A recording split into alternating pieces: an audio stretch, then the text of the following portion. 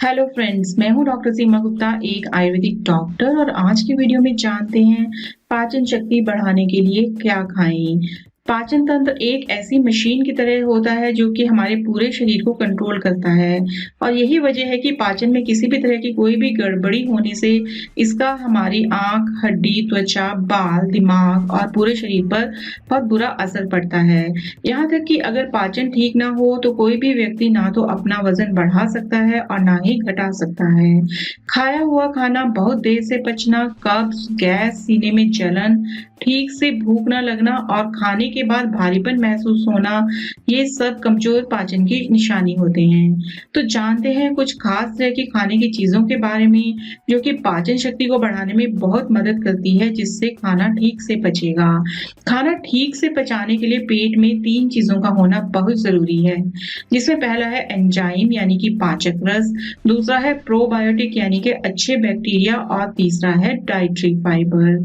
अगर पेट में इन तीनों में से किसी एक की भी कमी होती है तो इससे पाचन में खुद ब खुद गड़बड़ी पैदा होने लगती है। इसलिए इस वीडियो को आखिर तक देखकर अच्छी तरह समझने की कोशिश करें।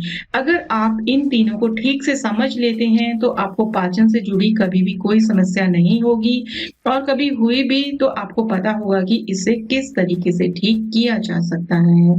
तो सबसे पहले बात करते हैं एंजाइम यानी पाचक रस के बारे में कि ये होता क्या है और कौन-कौन सी चीजों को खाकर इसकी कमी को पूरा किया जा सकता है।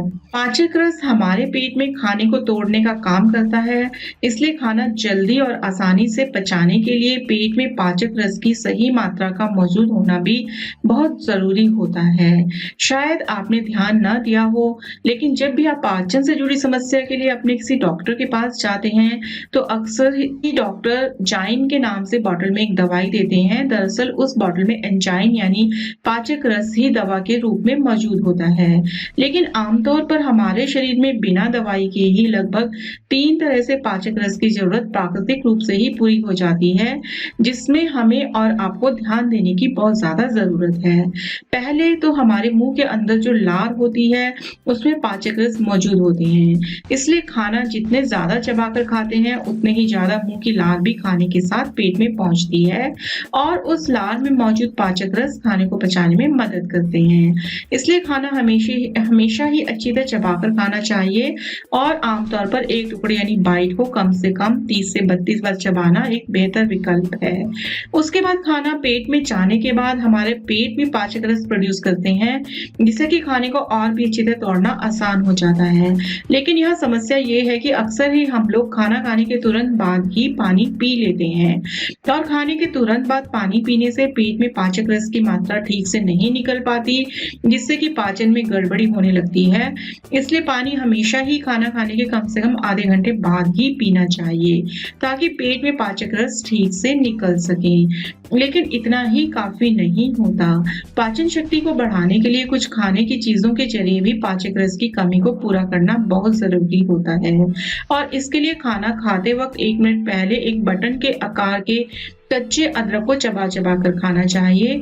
और ऐसा इसलिए क्योंकि कच्चा अदरक पेट में जाने के बाद पाचक रस की मात्रा को बढ़ा देता है, जिससे खाना पचने की प्रक्रिया भी तेज हो जाती है।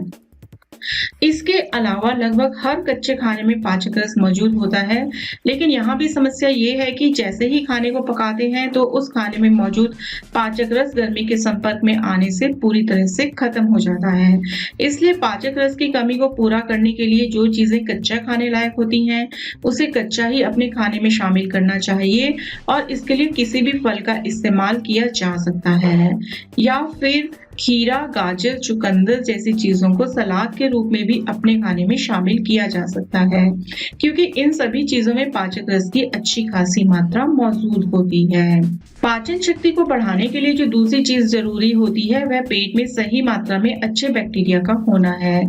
आप में से कुछ लोग यही सोच रहे होंगे कि बैक्टीरिया तो शरीर को नुकसान पहुंचाता है, तो भला ये पाचन शक्ति को बढ़ाने में कैसे मदद करेगा। यहाँ इस बात का समझना बहुत जरूरी है फ्रेंड्स कि हमारे शरीर में 2 तरह के बैक्टीरिया होते हैं। एक है बुरा बैक्टीरिया और दूसरा है अच्छा बैक्टीरिया। बुरा बैक्टीरिया हमारे शरीर में बीमारियां पैदा करता है, जबकि जो अच्छे बैक्टीरिया होते हैं वो खाने को पचाने में मदद करने के साथ-साथ शरीर में और कई दूसरे कामों को पूरा करने में भी बहुत ही अहम रोल प्ले करते हैं। बल्कि अच्छे बैक्टीरिया की शरीर में कमी होने से पाचन में गड़बड़ी होने के साथ-साथ शरीर कई सारी बीमारियों का भी शिकार हो सकता है।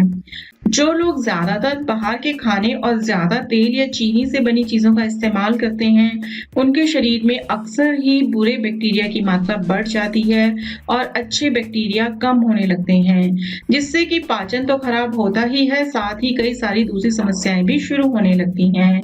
इसलिए अगर आप भी बाहर के खाने, तेल या चीनी से बनी चीजें और पैकेट में मिलने वाली चीजों का इस्तेमाल करते हैं, तो जाहिर है आपके पेट में भी अच्छे बैक्टीरिया की कमी हो चुकी होगी और ये भी आपके पाचन में गड़बड़ी होने का एक बड़ा कारण हो सकता है।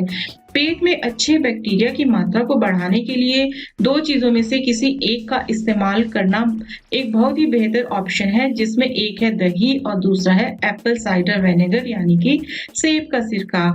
इन दोनों चीजों में अच्छे बैक्टीरिया बहुत ही अधिक मात्रा में मौजूद होते हैं, जो कि पाचन शक्ति को बढ़ाने में बहुत मददगार सिद्ध होते हैं। अगर आप दही का इस्तेमाल करना चाहते हैं तो थोड़ी सी दही में 1 चुटकी जीरा पाउडर मिलाकर सुबह के नाश्ते या फिर दोपहर के खाने के साथ इस्तेमाल किया जा सकता है।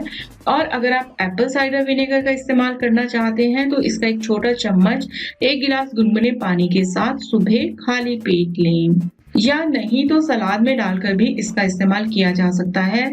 लेकिन ध्यान रखें कि एक दिन में ज्यादा से ज्यादा 2 छोटे चम्मच से अधिक एप्पल साइडर विनेगर आपको इस्तेमाल नहीं करना चाहिए। साथ ही कंपनी चाहे कोई भी हो, लेकिन आपको ऐसा एप्पल साइडर विनेगर खरीदना चाहिए जिसे फिल्टर नहीं किया गया हो। और इस तरह के एप्पल साइडर विनेगर की बॉटल को हिलाने से उसमें कुछ टुकड़े तैरते हुए नजर आते हैं। पाचन शक्ति को बढ़ाने के लिए तीसरी चीज की जो जरूरत है वो है डाइटरी फाइबर। अगर आपके खाने में फाइबर ना हो तो आपको कब्ज होना और खाने के बाद पेट में गैस बनना पक्की बात है। और ऐसा इसलिए क्योंकि जो खाने में मौजूद फाइबर होता है वो सभी पोषक तत्वों को कंट्रोल करता है और ये आंतों में जमे वेस्ट पदार्थ को शरीर से बाहर निकालने का भी काम करता है। इसलिए हर किसी के लिए ये समझना जरूरी है कि किस खाने में फाइबर होता है और किस खाने में नहीं होता है। किसी भी खाने में जो रेशे होते हैं उसे ही फाइबर कहा जाता है, जो कि खाने को पचाने और आंतों में जमे वेस्ट पदार्थ को नीचे की तरफ ढकेलने का काम करते हैं, जिससे कि कब्ज की समस्या हमेशा ही दूर रहती है। लेकिन यहाँ भी समझने वाली बात यह है कि बाहर जो चीजें खाने के रूप में मिलती है उसमें तो वैसे भी फाइबर बिल्कुल भी नहीं होता, लेकिन जो खाने घर में पकाए जाते हैं उनमें भी कुछ खानों में फाइबर नहीं पाया जाता, जैसे कि सफेद चावल, महीन आटे से बनी रोटी, मैदे से बनी चीजें, नॉन वेज फूड, मीट, मछली, अंडा और सभी तरह के नॉन वेज में फाइबर बिल्कुल भी नहीं पाया जाता है। यही वजह है कि जब आप रोटी या चावल के साथ किसी भी नॉनवेज का इस्तेमाल करते हैं तो अगली सुबह आपको कब्ज की समस्या का सामना करना पड़ता है, क्योंकि जो खाना आपने खाया था उसमें फाइबर था ही नहीं। लेकिन इसका मतलब ये बिल्कुल भी नहीं है कि आप रोटी चावल नहीं खा सकते, बल्कि जब भी आप इन चीजों को खाते हैं तो साथ में 1 से 2 ऐसी चीजों को जरूर खाना चाहिए जिसमें फाइबर ज्यादा मात्रा में मौजूद हो, ताकि शरीर में फाइबर की जरूरतों को भी पूरा किया जा सके, जिससे कि कब्ज और गैस की समस्या ना हो। अब सवाल ये उठता है कि फाइबर की कमी को किस तरीके से पूरा किया जा सकता है। 2 तरीके हैं जिससे कि फाइबर की कमी को पूरा किया जा सकता है। पहले खाने की चीजों के जरिए और दूसरा फाइबर सप्लीमेंट्स के जरिए। तो खाने की चीजों में फल, सभी तरह की सब्जियां, होल ग्रेन फूड में फाइबर मौजूद होता है। खासकर सेब, अमरूद, भिंडी, गाजर, ब्रोकली, गोभी, टमाटर, छिलके वाली दाल, ब्राउन राइस, मटर और पालक जैसी सब्जियों में फाइबर की अच्छी खासी मात्रा मौजूद होती है। इसलिए बेहतर है कि सुबह की शुरुआत आप किसी फल से करें। उसके बाद आप जब भी खाना खाते हैं तो आपको अपने खाने में रोटी और चावल की मात्रा कम और सब्जी की मात्रा ज्यादा रखनी चाहिए, जिसमें आप सब्जी पकी हुई भी इस्तेमाल कर सकते हैं। कच्ची भी। खीरे, गाजर और चुकंदर जैसी सब्जियों को सैलेड के रूप में भी खाने में इस्तेमाल किया जा सकता है। यहाँ तक कि अगर आप रोटी या चावल के साथ सिर्फ नॉनवेज का इस्तेमाल करते हैं, तो आज से आपको अपनी ये आदत भी बदल लेनी चाहिए और साथ में कोई एक सब्जी और सलाद को भी शामिल ज़रूर करना चाहिए, ताकि आपको कब्ज़ और गैस की समस्या ना हो। क्योंकि आपके खाने में सब्जी की मात्रा जितनी ज़्यादा होगी, कब्ज़ और गैस की समस्या भी आपसे उतनी ही दूर रहेगी। लेकिन एक बात तो मुझे भी पता है कि अभी के लाइफ़स्टाइल के हिसाब से हर वक़्त के खाने में सही मात्रा में सब्ज़ी का इस्तेमाल कर पाना हर किसी के लिए मुमकिन नहीं है। इसलिए जब भी आपको लगे कि जितनी सब्ज़ी आपको खाना चाहिए उतनी आप नहीं खा रहे, तो ऐसे में आप फाइबर सप्लीमेंट का भी इस्तेमाल कर सकते हैं। इसके लिए इसबगोल भूसी का इस्तेमाल करना एक बहुत ही बेहतर ऑप्शन हो सकता है, क्योंकि इसबगोल एक फाइबर सप्लीमेंट होता है, जो कि सब्ज़ी कम खाने की वज़ह से जो फाइबर की कमी होती है, उसे कुछ हद तक ये पूरा कर सकता है। इसे इस्तेमाल करने का तरीका ये है कि एक छोटा चम्मच इसबगोल की भूसी 1 गिलास दूध में डालकर 5 से 10 मिनट के लिए छोड़ दें और जब ये पूरी तरह फूल जाए तो उसे किसी भी वक़्त के खाने के 10-15 मिनट के बाद इस्तेमाल किया जा सकता है। लेकिन खासकर रात के खाने के बाद आपको इसका इस्तेमाल ज़रूर करना चाहिए, ताकि आपको कब्ज़ की समस्या ना हो। लेकिन इस बात का ध्यान रखना भी ज़रूरी है कि इसबगोल की भूसी आपको हमेशा ही बिना फ्लेवर वाला ही इस्तेमाल करना चाहिए, क्योंकि वही प्योर होता है और उसी के ज़्यादा फ़ायदा मिलता है। इसलिए इसबगोल की भूसी इस्तेमाल करने के साथ-साथ जहाँ तक हो सके फल और सब्जियों को भी अपने खाने में शामिल ज़रूर करें। तो फ्रेंड्स, आई होप आपको ये इन्फॉर्मेशन पसंद आई होगी। स्वस्थ रहें, मस्त रहें।